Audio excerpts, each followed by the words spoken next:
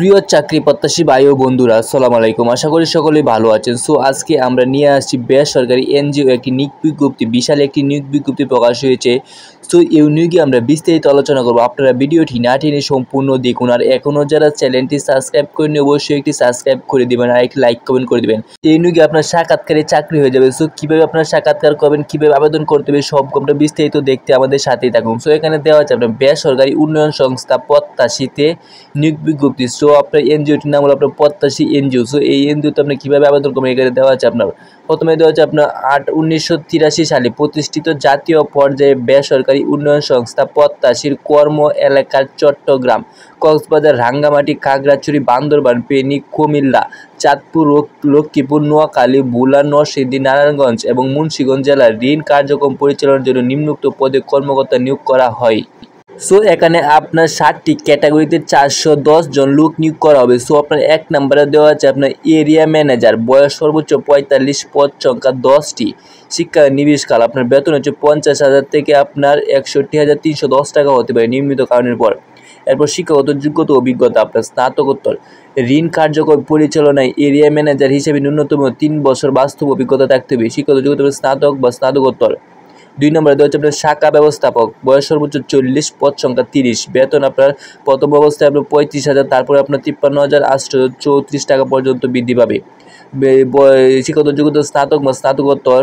সেই অভিজ্ঞতা আপনার ঋণ কার্যক্রম পরিচালনায় ন্যূনতম 2 বছরে বাস্তব অভিজ্ঞতা থাকতে হবে। 3 নম্বরে দেওয়া হচ্ছে আপনার নিরীক্ষা কর্মকর্তা, বয়স সর্বোচ্চ 40, পদ সংখ্যা আপনার 15, বেতন আলোচনা সাপেক্ষে। শিক্ষাগত যোগ্যতা সিএসসি, স্নাতক, স্নাতকোত্তর, বাণিজ্য। শিক্ষক অভিজ্ঞতা আপনার ঋণ কর্মসূচিতে নিরীক্ষক হিসাবে ন্যূনতম 2 বছরের বাস্তব অভিজ্ঞতা থাকতে হবে। তারপর 4 নম্বরে দেওয়া হচ্ছে আপনার প্রশিক্ষণ কর্মকর্তা, বয়স সর্বোচ্চ 40, পদ সংখ্যা 4টি, বেতন আলোচনা সাপেক্ষ। শিক্ষাগত যোগ্যতা স্নাতক বা স্নাতকোত্তর। স্নাতকোত্তর আপনার বেতন অভিজ্ঞতা আপনার কোনো স্বনামধন্য সহযোগী সংস্থায় প্রশিক্ষণ হিসাবে ন্যূনতম 3 বছরের বাস্তব অভিজ্ঞতা থাকতে হবে। এরপর 5 নম্বরে দেওয়া হচ্ছে আপনার সহ শাখা ব্যবস্থাপক, বয়স সর্বোচ্চ 35, পদ সংখ্যা 100, আপনার বেতন হচ্ছে আপনার প্রথম অবস্থায় 25,000 টাকা, এরপরে আপনার বৃদ্ধি পেয়ে 46,778 টাকা পর্যন্ত বৃদ্ধি পাবে। শিক্ষাগত যোগ্যতা স্নাতক বা স্নাতকোত্তর অভিজ্ঞতা ঋণ কার্যক্রম পরিচালনায় ন্যূনতম 2 বছরের বাস্তব অভিজ্ঞতা থাকতে হবে। সো আপনার সবগুলো আপনার শিক্ষাগত যোগ্যতা স্নাতক বা স্নাতকোত্তর থাকতে হবে। 6 নম্বরে দেওয়া হচ্ছে শাখা হিসাবরক্ষক, বেতন বয়স সর্বোচ্চ 30, পদ সংখ্যা 100, বেতন 22,000 থেকে আপনার 42,419 টাকা। শিক্ষাগত যোগ্যতা স্নাতক বা স্নাতকোত্তর, বাণিজ্য বিভাগ থেকে আপনার অভিজ্ঞতা computer office program, MS word, Excel চালনায় পারদর্শী হতে হবে। 7 নম্বর দেওয়া আছে আপনার ফিল্ড অফিসার, বয়স সর্বোচ্চ 30, পদ সংখ্যা 2টি, সর্বোচ্চ পদ এটি আপনার। বেতন হবে 20,000 থেকে আপনার 39,970 টাকা 60 টাকা।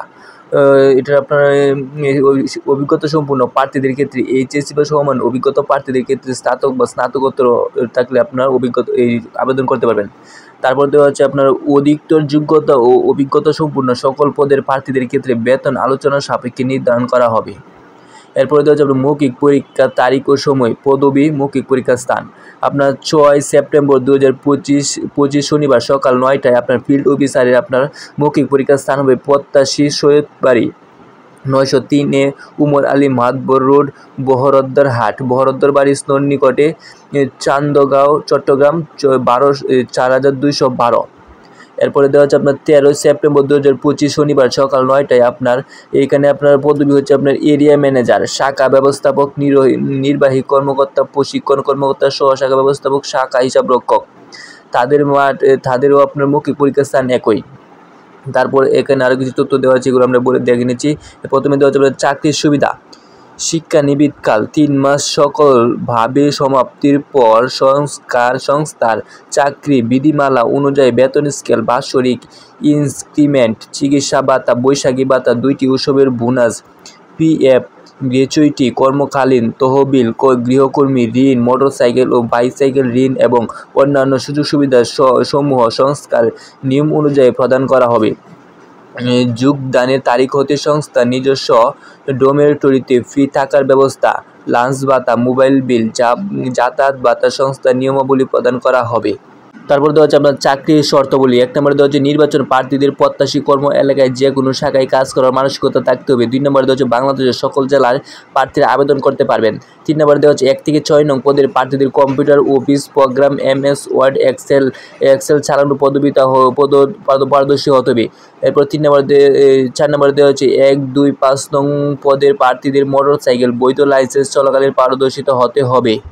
5 নম্বর নির্বাচিত প্রার্থীদের জামানত হিসাবে ফেরতযোগ্য 15,000 এবং 5, 6 ও 7 নং পদের জন্য এবং 20,000 টাকা 1 থেকে 2 নং পদের জন্য টাকা জমা দিতে হবে।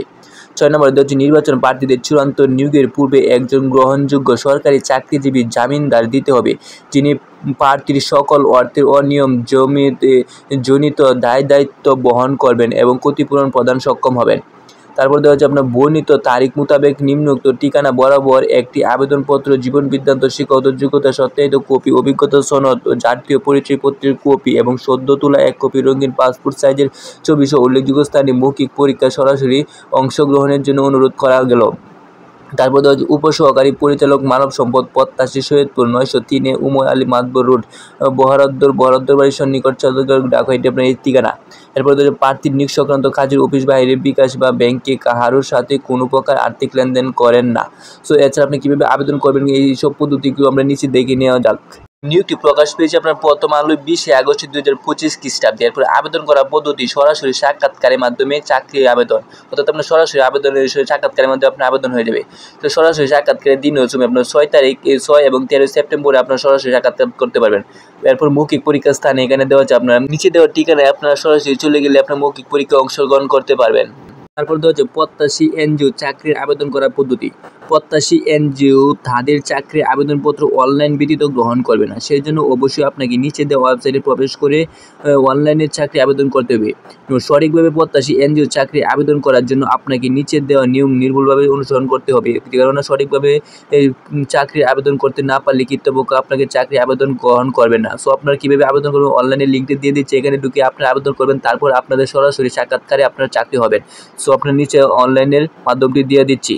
অনলাইনে প্রত্যাশী এনজিও চাকরি আবেদন করার নিয়ম। সর্বপ্রথম আপনার এই ওয়েবসাইটে ঢুকে আপনার আবেদন করতে হবে। সো আপনার ওয়েবসাইটের লিঙ্কটি আপনার ডেসক্রিপশনে দিয়ে দেবো, এখানে ঢুকে আপনারা জীবন বিবরণ দেবেন। তা আবেদন করার নিয়মটি হলো আপনার এখানে অ্যাপ্লাই নাওতে ক্লিক করুন। প্রত্যাশী এনজিও আপনার অ্যাকাউন্টে থাকলে লগ ইন করে নিন, যদি অ্যাকাউন্ট না থাকে তাহলে নতুন করে বিস্তারিত তথ্য দিয়ে একটি অ্যাকাউন্ট তৈরি করুন। এখন আপনাকে সঠিকভাবে প্রত্যাশী এনজিও চাকরি আবেদন ফর্ম পূরণ করতে হবে।